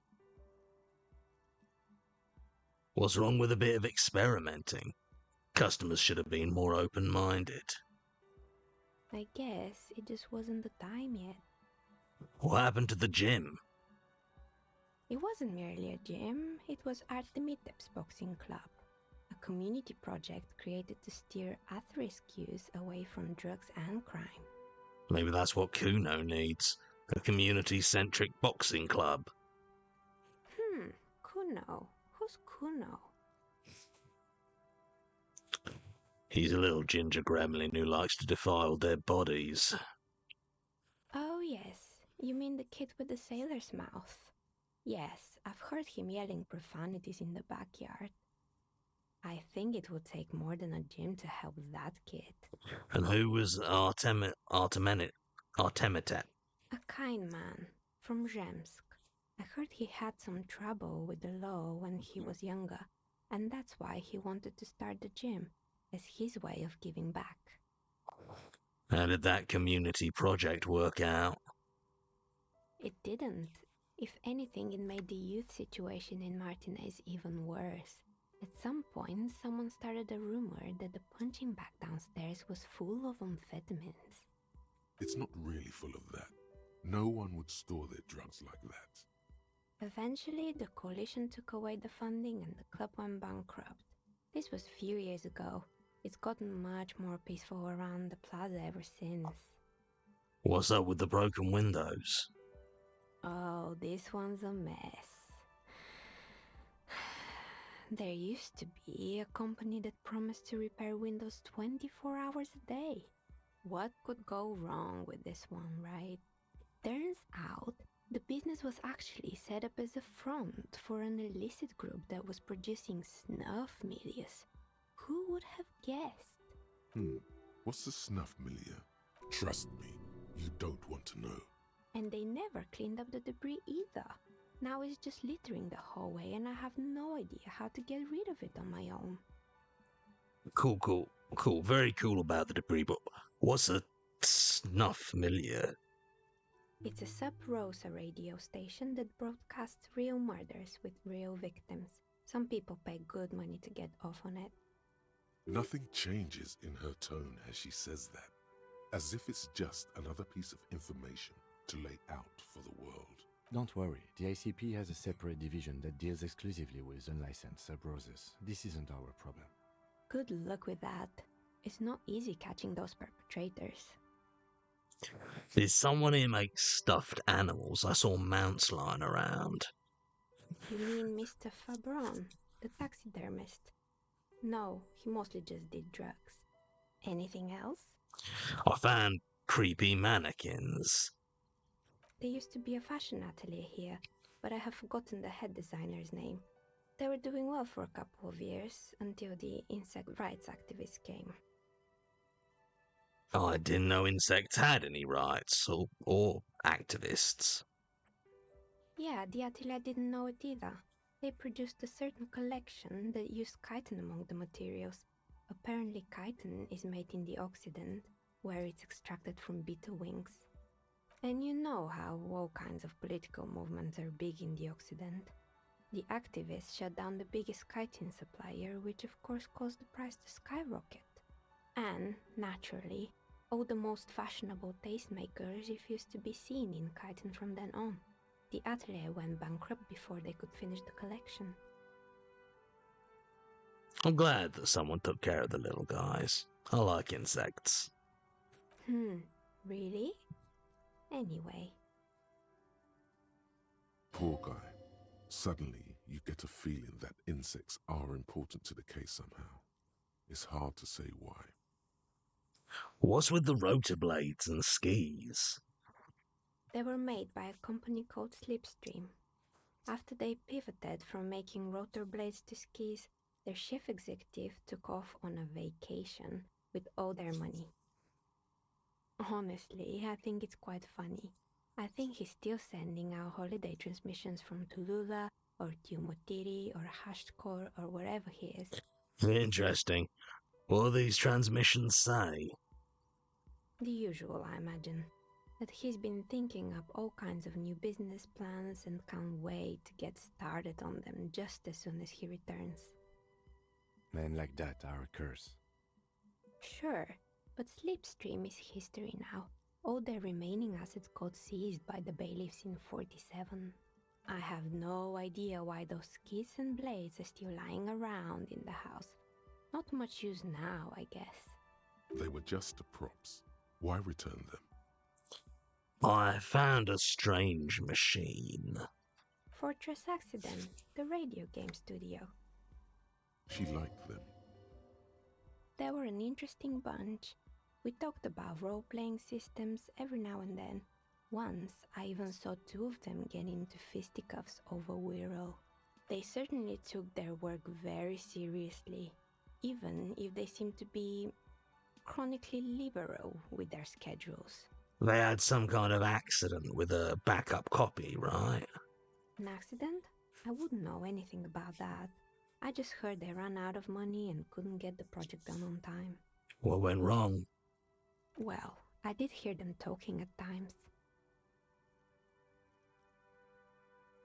They seemed to believe they were historical individuals on some grand quest. She sounds almost mocking when she says that. From what I've seen so far, the project did look quite impressive. Yes, but when the money started to run out, they just began to complain a lot about capitalism.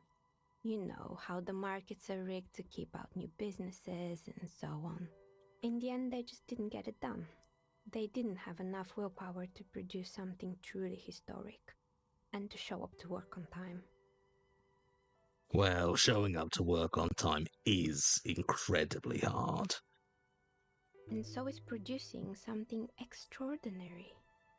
Something strains her face before she looks up again. Anything else? There was a terrifying taxidermied bear in the cellar. Oh boy, the fabled Revachol ICT. You're in for a treat here. The place was owned by two guys who had some rather innovative ideas about marketing. The bear was one of them. Now ask me about their other ideas. Indeed. What were the other ideas? Alright, what about the other ideas? There was really just one, and it involved picking out the prettiest girls in the neighborhood and paying them 20 cents per hour to man the booth. And by man the booth, I mean slump behind the counter with a face that could maim you if you ever dared to disturb their bored magazine browsing. Sounds like she really didn't like those girls. Fritta does the same thing. I know a girl just like that. She works in Fritta as a cashier and she's not particularly friendly. Employing silky teenage girls is a widespread practice, yes. Unfortunately, they always come in packs. I'm talking about acne-ridden girlfriends and gorilla-like boyfriends loitering near the shop. At least that's what happened with Ravachol ICT. And they already had the bear. What about the bear? The bear. It didn't work out? Of course not. The bear was terrifying. No one wants ice cream guarded by a hostile apex predator. To make matters worse, the fridge didn't work too well either, and half the ice cream came out malformed and partially melted. Eventually, Ravachol ICT lost the price war to its rival, Glacé 5000.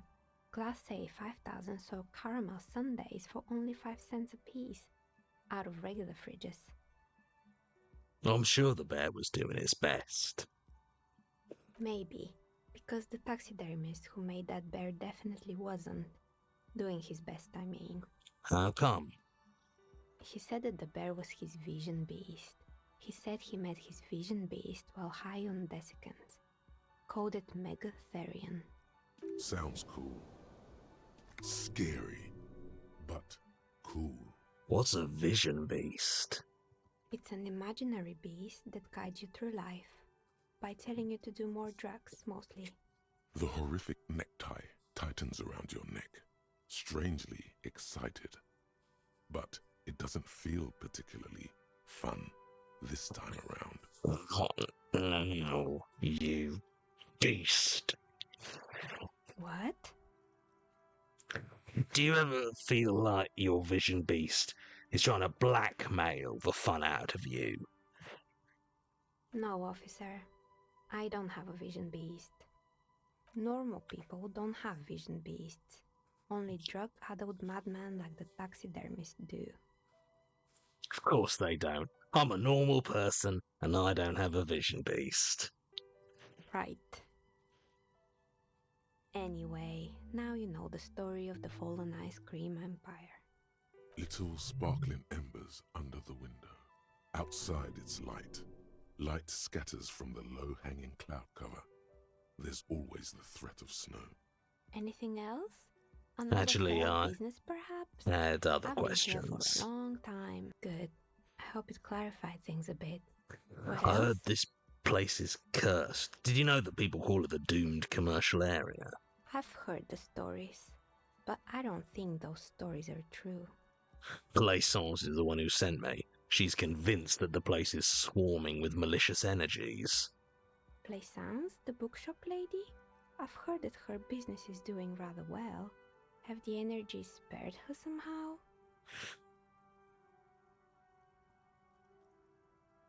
Actually, the bookstore isn't doing that well. There are hardly any customers, and she has to exploit her own daughter to keep the company going. Oh, right. But it's not just the bookstore that's still up and running. What about the whirling in rags? Some people say it's part of the building complex. Hold on, the whirling is part of the doomed commercial area. You could say so. Both houses were built at the same time and under the East of the Commerce Central project. No, the whirling isn't doing well either. Its waitress just took off and, customers have trouble paying bills. And then there is me. I've been here for 14 years, selling novelty dice to role-playing enthusiasts. Not exactly a million-real business idea, yet somehow I've survived despite the talk of malicious energies. Strange, isn't it? It's because she's in cahoots with the demons. Maybe it's just because she's so talented that she's been able to woo the curse.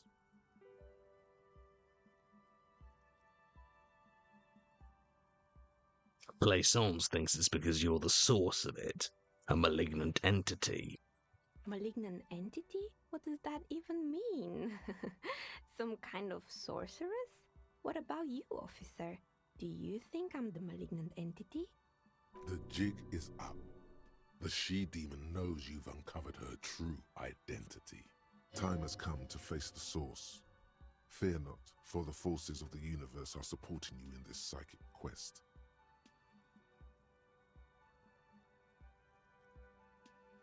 I think it still might be you that's causing this. So I'm the Grand Dragon in the cave. Might I ask what supports this claim?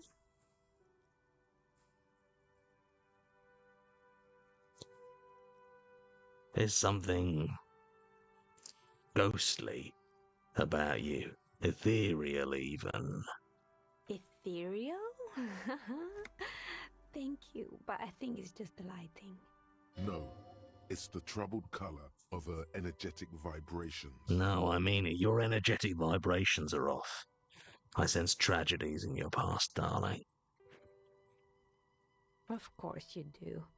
Show me a person in Martinez who doesn't have any tragedies in their past, and then we'll talk.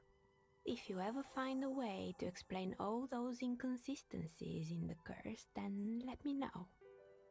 That's all she has to say on the subject. She has been thorough and truthful, as far as we can see. Plaisance needs to hear about this. Perhaps if you combine your psychic energies, you will make sense of the situation. Okay, I'd like to order a die from you. Of course. Tell me what you have in mind.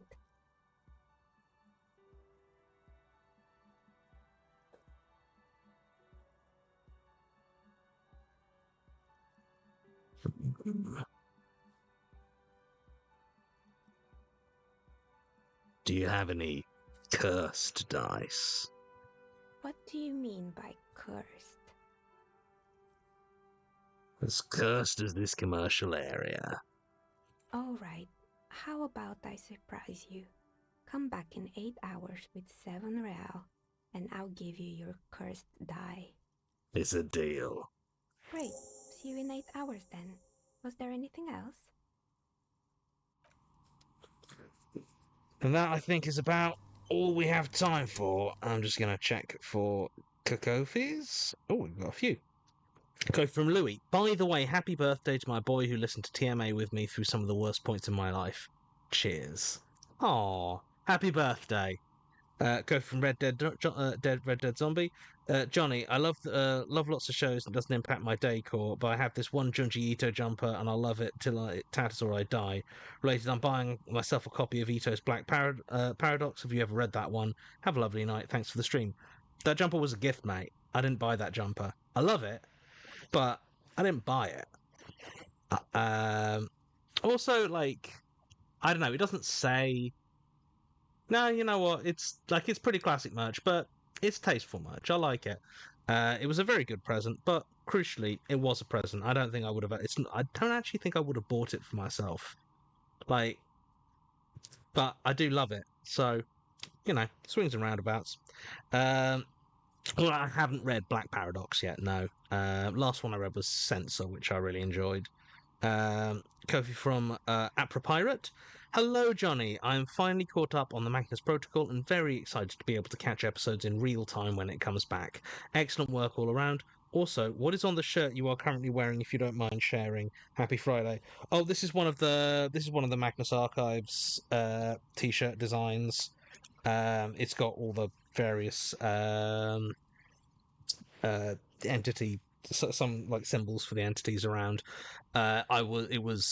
I have a handful of Magnus Archives t-shirts that were sort of, I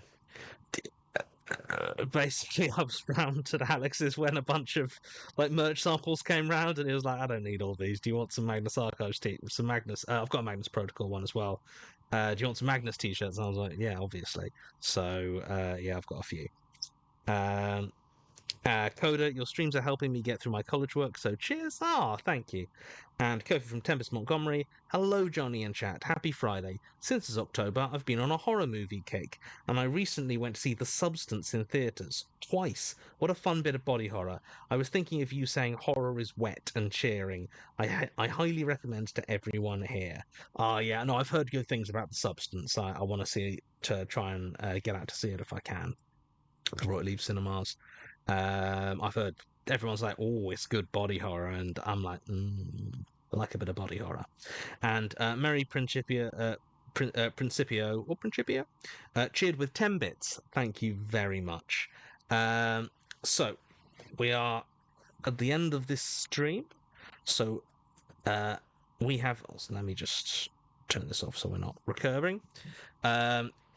So it is time for us to raid our beloved ex-mod Finn, who is, I assume, playing Fallout. Actually, there was a little notification that popped up. I think it was Fallout 4, one of the Fallouts. Finn's playing one of the Fallouts, and I think it's worth. And we're going to do a raid. What should the what should our raid phrase be?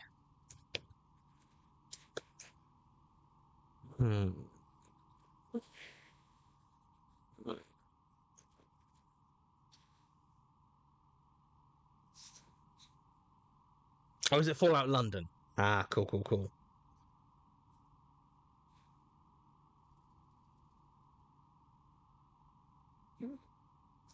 Yeah, there's not been any lines that like super lodged in my head. What did?